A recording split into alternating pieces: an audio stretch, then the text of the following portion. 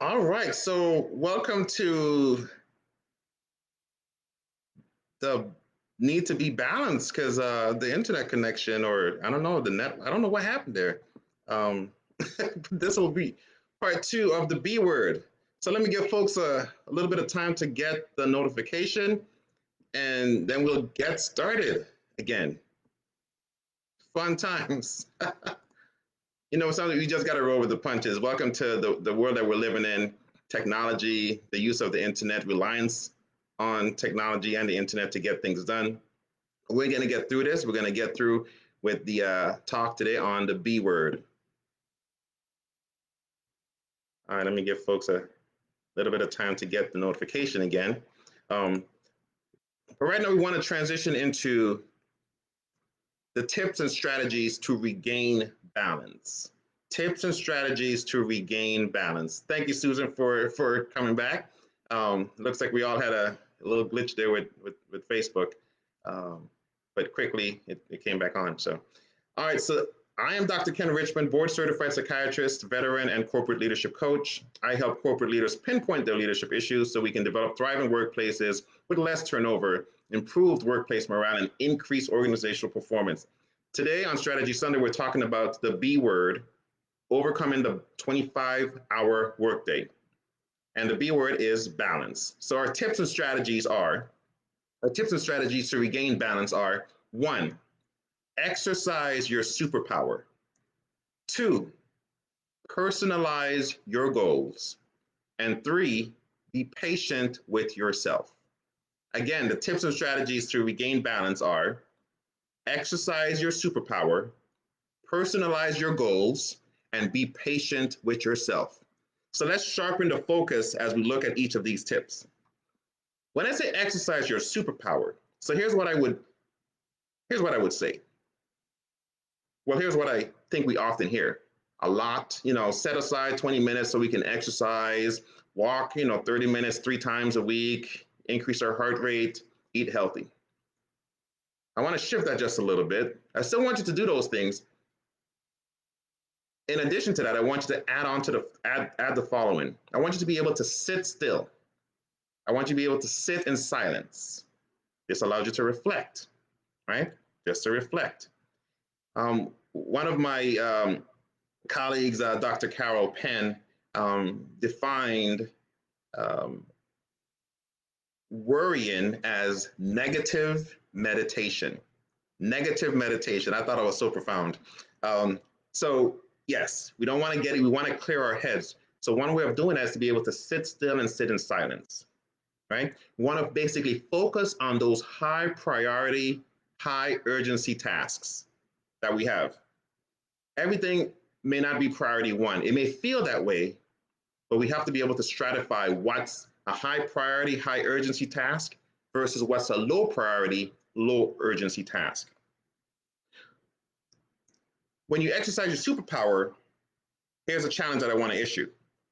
I'd like for you to exercise your superpower by being able to recognize an employee, a colleague, a coworker, somebody that's around you, recognize the signs of when they're stressed out.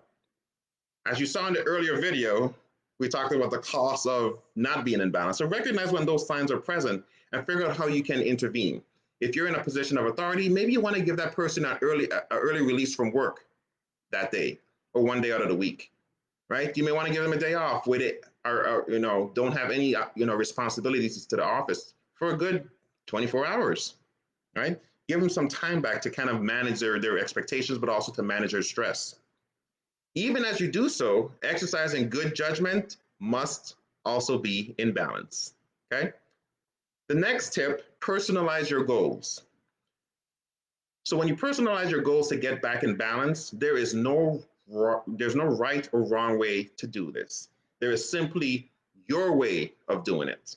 Your way to do it. Okay. So I want you to just decide what's important to you. What is important to you? Just figure that piece out. Okay. Take the time to reflect on things you enjoy doing versus things you dread doing. Enjoy doing versus dread doing, right? Because sometimes we're always just engaged in doing a task just because we feel the need to do so. But is it something we enjoy doing or something we dread doing? So focus on that so we can clarify what that activity actually means to us. And you also want to become self-aware. And you may become self-aware when you invite others, trusted individuals, to provide observations of you and your behavior, or behaviors in some cases, because we can be engaging in a lot of different things. So, or displaying a lot of different things. So just invite someone to offer their honest observation about you and what they see you doing based on what your goals are, making sure everything is in alignment. And lastly, we want you to be patient with yourself. All right, be patient with yourself. So by this I mean just compare yourself with yourself. The minute we start to compare ourselves to somebody else, we've created a handicap, an insurmountable handicap at that, right? But first we have to recognize that we're doing so. Be patient with where we are. Be patient with the skill sets that we have. Be patient with the skill sets that we're trying to gain. Okay? Think of it this way. An example would be somebody who's never been to the gym before. They see bodybuilders. They see them lifting 300 pounds. They get to the gym, and what do they want to do? Maybe they want to lift 300 pounds. We can see how extreme that can be. Somebody who's doing the heavy lifting has put in some time, some work, some effort to get to that point.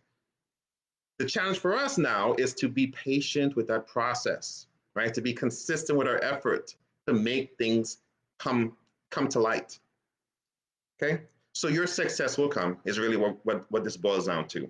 And the key again is to be deliberate and consistent with our effort and to move at your own speed. Do not stop. All right? So those are my tips and strategies to regain balance in our lives. If you can leave some comments below, I'd really appreciate reading them. I know we had a little technical glitch with the connection today, but I'm glad that you guys were able to come back and get finish off Strategy Sunday. I'm going to wrap up here. This is Dr. Ken Richmond, board certified psychiatrist, veteran, and corporate leadership coach. I help corporate leaders pinpoint their leadership issues so they can develop thriving workplaces with less turnover, improve workplace morale, and increase organizational performance. You can follow me on Facebook at www.facebook.com/Dr. Ken Richmond. That's DrKenRichmond. You can also find me on LinkedIn, Instagram at the same handle at drkenrichmond.com. I look forward to reading your comments and to seeing you for next week's episode of Strategy Sunday. As I mentioned last week, we're getting down to the last few letters of the alphabet. So if you can give me your thoughts on, I think we have the letters H, I, V, Z, Y. Just let me know what some of your suggestions are. You can send that to me as a private message or a direct message, whatever seems to be most feasible, so we can keep the surprise going, and then we can keep the conversation going as well. All right, I thank you for joining me for the second time tonight, and I appreciate you also participating. Thank you.